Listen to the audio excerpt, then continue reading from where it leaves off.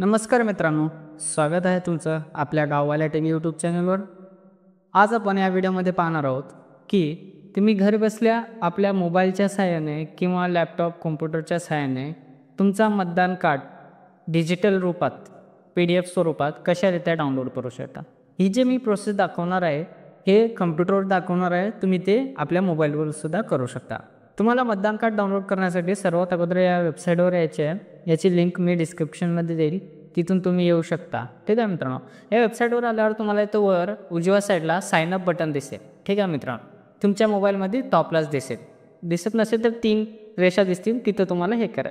Sign up बटनावर click केल्यावर तुम्हाला मोबाईल नंबर टाकायचा आहे, त्यानंतर कॅप्चर कोड फिलअप करायचा आहे। ठीक आहे मित्रांनो, आणि आपला अकाउंट क्रिएट करायचा। एकदा अकाउंट क्रिएट केल्यावर तुम्हाला लॉग इन याच्यावर यायचं आहे आणि इथं तुम्हाला रजिस्टर मोबाईल नंबर जो तुम्ही अकाउंट क्रिएट करते वेळेस दिला होता तो मोबाईल नंबर टाकायचा आणि त्याच वेळेस तुम्हाला पासवर्ड क्रिएट करायला सांगला होता तो पासवर्ड इथं टाकायचा आणि कॅप्चर कोड फिलअप करायचा। एकदा तुम्ही कॅप्चर कोड फिलअप केला की मग रिक्वेस्ट OTP या बटनावर तुम्हाला क्लिक करायचं आहे।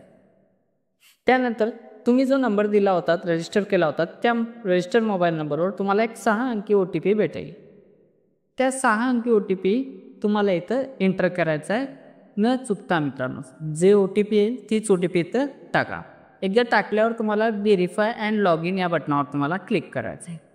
लॉग इन या बटनावर तुम्ही पुन्हा त्याच पेजवर याल, पण इथं वर तुम्हाला तुमचं नाव दाखवेल प्रोफाईलमध्ये। त्यानंतर तुम्हाला इथं खाली काय बघायचं आहे, एपिक डाउनलोड हे ऑप्शन बघून याच्यावर क्लिक करायचं मित्रांनो। याच्यावर क्लिक केल्यावर तुम्हाला एपिक नंबर टाकायचा आहे, म्हणजेच तुमचा मतदान कार्डचा नंबर जो की तुमच्या मतदान कार्डवर वर लिहिलेला असतो। ठीक आहे मित्रांनो, तो टाकायचा आहे तुम्हाला।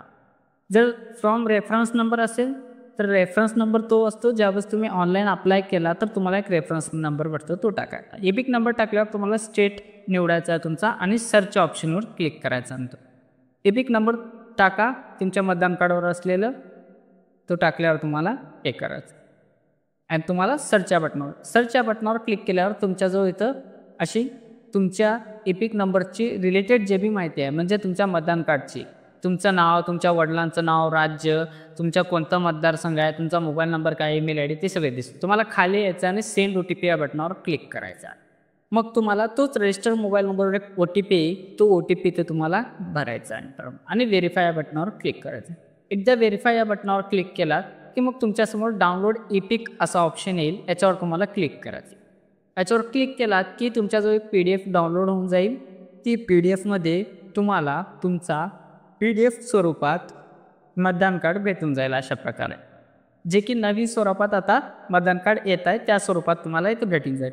तुम्ही या मतदान कार्डचा कलर प्रिंट काढून लॅमिनेशन करून वापरू शकता। ठीक आहे मित्रांनो, किंवा कुठं तुम्हाला ऑनलाईन सबमिट करायचं असेल तर हे तुम्ही सबमिट करू शकता। हे डिजिटल स्वरूपातील मतदान कार्ड आहे आणि हे सर्व जागी व्हॅलिड असते मित्रांनो। ठीक आहे, अशा प्रकारे तुम्ही हे कम्प्युटर आणि लॅपटॉपच्या सहाय्याने करू शकता आणि मोबाईलच्या सहाय्याने करू शकता। आणि तुम्ही हेच प्रोसेस सेम या NVSP ॲप आहे मित्रांनो, प्ले स्टोअरवर यायचं आहे आणि तुम्हाला वोटर हेल्पलाईन नावाचा ॲप डाउनलोड करायचा।